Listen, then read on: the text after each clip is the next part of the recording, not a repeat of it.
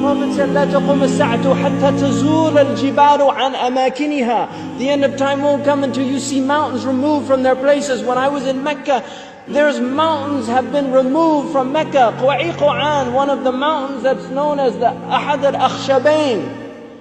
When the angels came to the Prophet ﷺ and they asked him if he wanted to see the mountains that they would يطبقهما على Quraysh. One of them was Abi Qubays and the other was Quwa'iquan. Quwa'iquan has been removed. It's gone. It's no longer there. The mountain is gone. A mountain that the Prophet ﷺ walked in its shade. A mountain that the Prophet ﷺ probably climbed as a boy. This mountain is now removed. Then the Prophet ﷺ said, لا تقوم الساعة حتى تزول الجبال عن أماكنها. These are signs for people to reflect. The Prophet I was on the Arabian Peninsula with my family, walking on the beach, and I came upon people in a public beach having sexual intercourse. In a public beach on the Arabian Peninsula. I'm not making this up. This is the level of fasad that is happening on our planet. The Prophet ﷺ said, لا تقوم الساعة حتى يتحارج الناس تحارج الحمير. That the end of time won't come until people are like animals openly. He said, sallallahu alayhi wasallam, that one of the signs of the end of time is civilized people would walk with their thighs exposed in the marketplaces. بادية الأفخاذ في الأسواق. People, pens, he said, would be everywhere.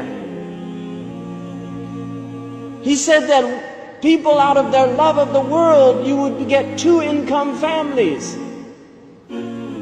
That people would be two-income families. That he said a woman will out حرصا على الدنيا تعين زوجها على التجارة. Out of love for this world, she'll work like her husband to earn livelihood, neglecting the children.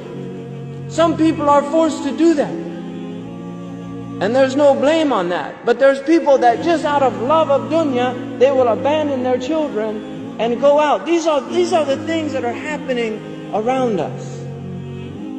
He told us that towards the end of time, you will see the people of the ala, ri'asha yatatawaluna fil bunyan. He said there will be poor people who were the desert people, and they were poor and they were taking care of goats and animals, and then they'll begin to build huge buildings. These are signs before your very eyes. We're seeing signs of our Prophet ﷺ. He told us that you will see the buildings of Mecca reach the mountaintops. The buildings of Mecca will reach the mountaintops. And this is happening in our lifetime. When I first went to Mecca, there were no buildings even close to the tops of the mountains of Mecca. And now it's filled with buildings that are beginning to reach the mountaintops.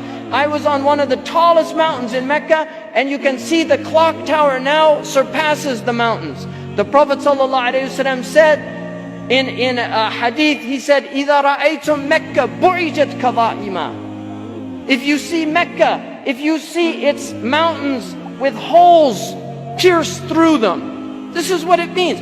بُعِجَتْ كَظَائِمًا وَيَتَسَاوَى بُنْيَانُهَا رُؤُوسَ جِبَالِهَا. And you see the buildings reach or in a riwayah ta'lu, they will actually surpass the mountaintops. And then he said, فَقَدْ أَظَلَّتَ السَّاعَةُ. It means that the sa'a has cast its shadow.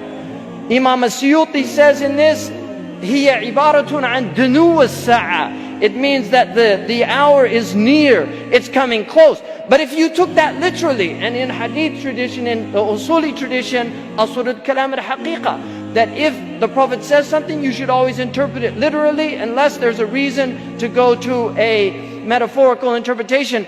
Now we have the clock tower casting a shadow over the Kaaba. So the clock tower, what do they call it in Saudi Arabia? As-sa'a. لَقَدْ أَظَلَّتَ السَّاعَةُ. You could take it literally. The clock has cast its shadow over the Kaaba.